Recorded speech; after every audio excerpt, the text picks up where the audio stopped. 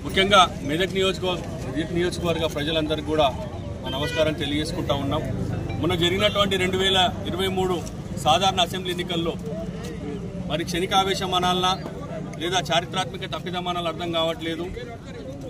సరే కొద్ది పార్టీ ఇబ్బందుల వల్ల పార్టీని వీడిపోయి తప్పుదోవపోయినామనే ఒక భావనకు రావడం జరిగింది.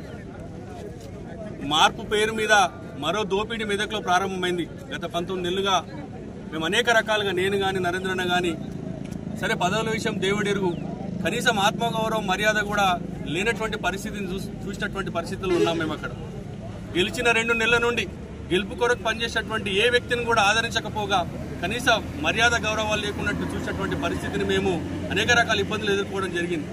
మరి ముమ్మాటికి మాకు అర్థమైన విషయం ఏంటంటే ఈ తెలంగాణ రాష్ట్రంలో మరి అప్పుడే పుట్టిన చంటి బిడ్డ తల్లి దగ్గర ఉంటే ఎంత క్షేమంగా ఉంటుందో ముమ్మాటికి తెలంగాణ కూడా కేసీఆర్ గారి చేతుల్లో ఉంటే అంతే క్షేమంగా ఉంటుందని ఒక భావనతోని మరోసారి మేము చేసినటువంటి పొరపాటును యావత్ మెదక్ ప్రజానికి మమ్మల్ని క్షమించాలని మనస్ఫూర్తిగా వారికి కోరుకుంటూ మరి ఈ రోజు మమ్మల్ని అందరినీ కూడా ఆహ్వానించడానికి మరి సొంతింటికి తిరిగి వచ్చిన సందర్భంలో టీఆర్ఎస్ పార్టీ కుటుంబ సభ్యులందరూ కూడా పేరు పేరున మరి శిరస్సు వంచి వారికి నమస్కారాలు తెలియజేస్తూ భవిష్యత్తులో మరి ఇక్కడ ఉన్నటువంటి టీఆర్ఎస్ పార్టీ క్యాడర్తో అందరం కూడా మెదక్ను పూర్వవైభవం దిశగా మా వంతు కృషి చేస్తామని తెలియజేస్తూ అక్కడ అనేక రకాల అవమానాలే కాకుండా కుటుంబ సభ్యులను సైతం కూడా వారు మరి చెప్పుకోలేనటువంటి భాషలో చెప్పుకోలేనటువంటి పదాల్లో మేము అందరం కూడా ఎదుర్కోవడం జరిగింది. కాబట్టి మెదక్ ప్రజలందరూ కూడా గమనిస్తా ఉన్నారు.